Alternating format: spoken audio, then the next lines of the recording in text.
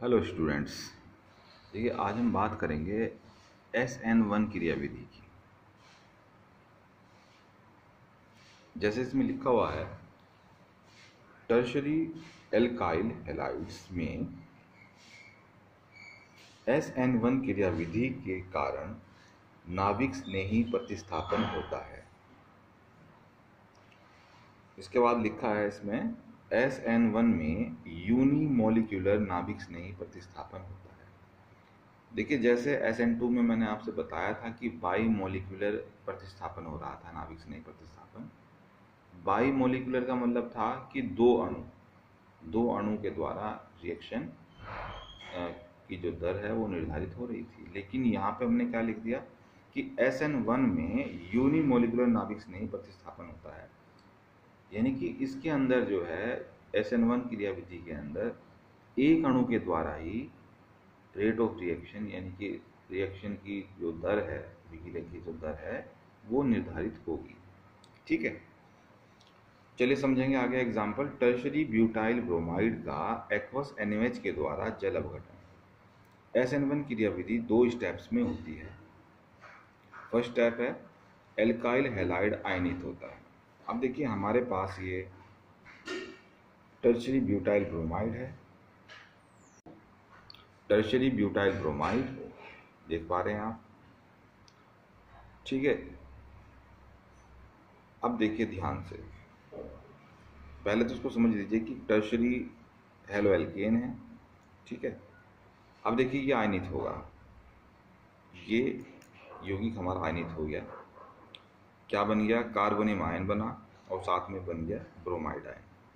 क्योंकि ध्यान रखें, हम जो ये रिएक्शन कर रहे हैं वो क्या है, टर्शरी ब्यूटाइल ब्रोमाइड का जलीय NaOH के द्वारा जल अपघटन। तो वहाँ पे जल बहुत है, जल है तो वहाँ में प्रोटॉन मिल जाएगा।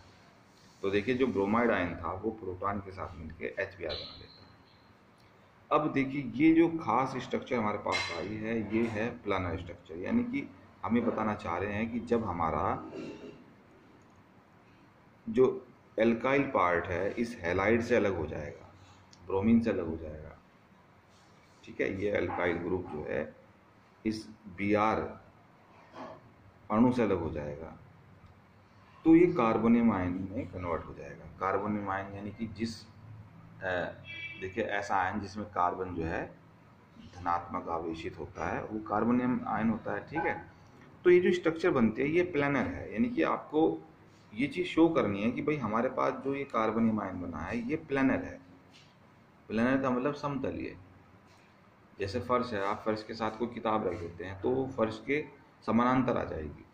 तो इसी तरह से ये जो स्ट्रक्चर बनी है हमारी कार्बोनियम आयन की, ये प्लानर है। ये बात आपको याद रखनी है। चलिए आगे बढ़ेंगे।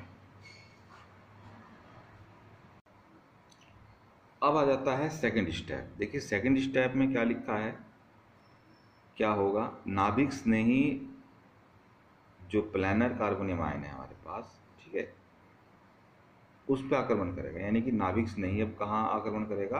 प्लानर कार्बोनियम आयन पर आक्रमण करता है।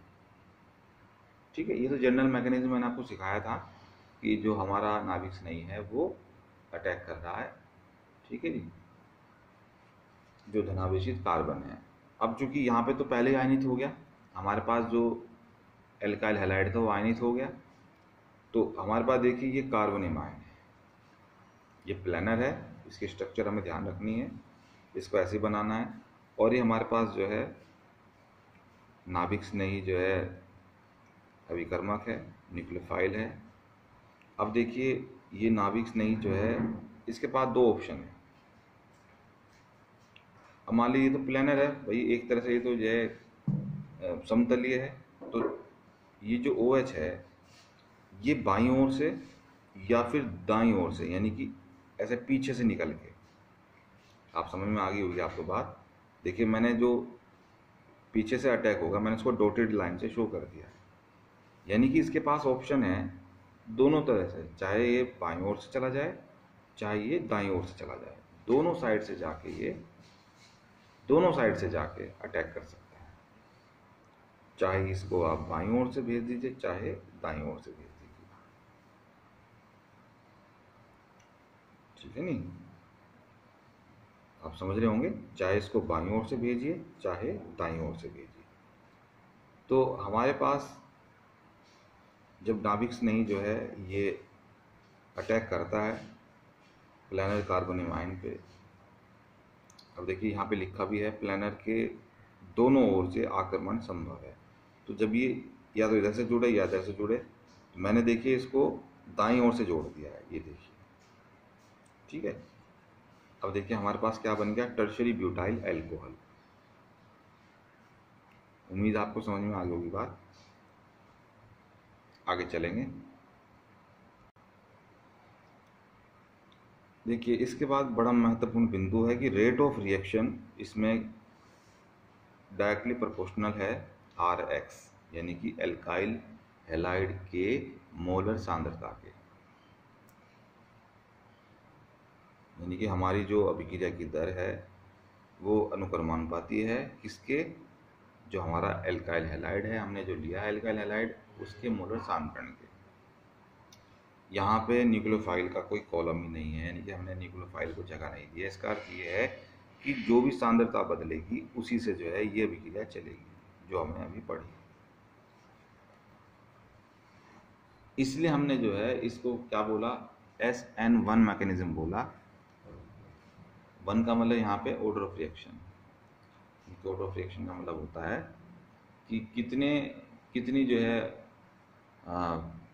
अणु जो है रिएक्शन को आगे बढ़ा रहे हैं।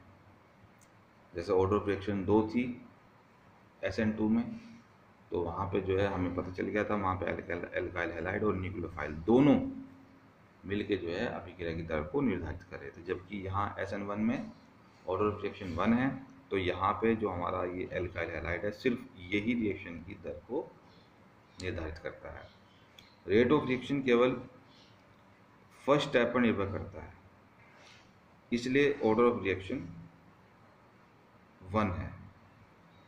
भाई जो फर्स्ट स्टेप है उसमें ही तो हमारा जो टर्शियरी एल्काइल जो है पार्टिसिपेट कर रहा है। इसमें तो अगर आप इस वाले सेकंड स्टेप में आएंगे तो यहाँ तो कार्बोनियम आयन और जो है OH दोनों मिलकर रिएक्शन कर रहे हैं, तो ये वाला स्टेप निर्धारित नहीं कर रहा है रिएक्शन के दर को। वहाँ पे अगर हम फर्स्ट स्टेप में जाएंगे तो आप देख पा रहे हैं कि जो हमारा टर्शियरी ब्यूटाइल हैलाइड है या ब्यूटाइल ब्रोमाइड बोल दीजिए, क्योंकि उसमें वो अकेला ही आयनित हो रहा है, न्यूक्लियोफाइल नहीं है, तो फर्स्ट ऑर्डर पे ही ये रिएक्शन डिपेंड करेगी। इसलिए मैं लिखा रेट ऑफ रिएक्शन केवल फर्स्ट स्टेप पर निर्भर करता है, इसलिए ऑर्डर ऑफ रिएक्शन 1 है।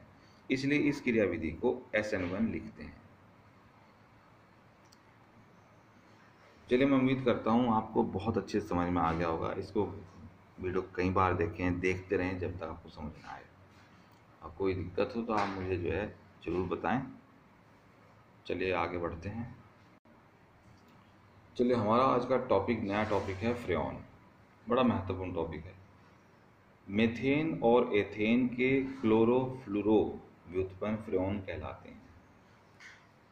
यानी कि जब मेथेन और एथेन के हम ऐसे व्युत्पन्न लेते हैं जिनमें H को प्रतिस्थापित करते हैं, कौन कौन, Cl और F, यानी क्लोरीन और फ्लोरीन, तो लिख दिया हमने मेथेन और एथेन के क्लोरोफ्लोरो व्युत्पन्न फ्रेऑन कहलाते हैं। फ्रेऑन का उपयोग प्रशीतक तथा एरोसोल कैनों के नोदक के रूप में किया जाता है। प्रशीतक का मतलब होता है रेफ्रिजरेटर, यानी जो भी आप समझते हैं फ्रिज वगैरह, जो भी AC हो गए आपके। और एरोसोल देखिए एरोसोल क्या है, जैसे आपने कभी देखा होगा डिओड्रेंट यूज़ भी किया होगा। डिओड्रेंट होता है, या जैसे हमारे पास मच्छर और कॉकरोच को मारने के लिए हीट की कैन आती है, हीट समझ गए होंगे आप, एक हीट आती है कैन, तो उसमें जो दवाई है भरी हुई वो अपने आप नहीं आ सकती बाहर स्पीड से।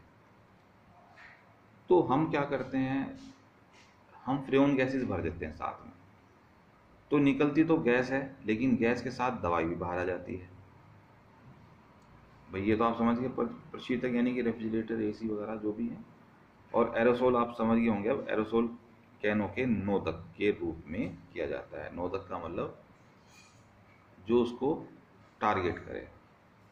नोदक का मतलब होता है टारगेट करना, यानी कि हम ये कहना चाह रहे हैं कि जो हमारे पास कैन है, जैसे हीट की हो गई या और भी कोई डिओड्रेंट की कैन है, उसमें फ्रेऑन गैस भरी होती है, और जब हम जो है बटन दबाते हैं, उसकी स्प्रे वाला बटन नीचे को करते हैं, तो निकलती तो गैस है, लेकिन गैस के साथ जो दवाई होती है वो भी बाहर आ जाती है, या जो डिओड्रेंट होता है वो भी बाहर आ जाता है। चलिए एग्जांपल देख लीजिए, CF2Cl2 जिसको फ्रेऑन 12 बोलते हैं, दूसरा है CFCl3, इसको फ्रेऑन 11 बोलते हैं। फ्रेऑन 12 मुख्य फ्रेऑन है, ठीक है जी। बनाने की विधि देख लीजिए, हमारे पास ये कार्बन टेट्राक्लोराइड है, इसकी रिएक्शन एंटीमनी ट्राइफ्लोराइड से करते हैं, एंटीमनी पेंटाफ्लोराइड की उपस्थिति में। तो देखिए क्या बन जाएगा, फ्रेऑन 12, ठीक है नहीं, CF2Cl2, और साथ में क्या बना, एंटीमनी ट्राइक्लोराइड। तो ये सिंपल रिएक्शन है, इसको आप लर्न कर लीजिएगा, इसको 4-5 बार लिखेंगे तो आपको लर्न हो जाएगी। चलिए आज के लिए इतना ही करेंगे, ज़्यादा हो जाएगा, आप लोग वैसे ही जो है थोड़ा कम पढ़ना चाहते हैं, ठीक है, इतना ही कर लीजिए, इसको रिवीजन कीजिएगा, और कल फिर नए लेक्चर के साथ मिलेंगे आपसे।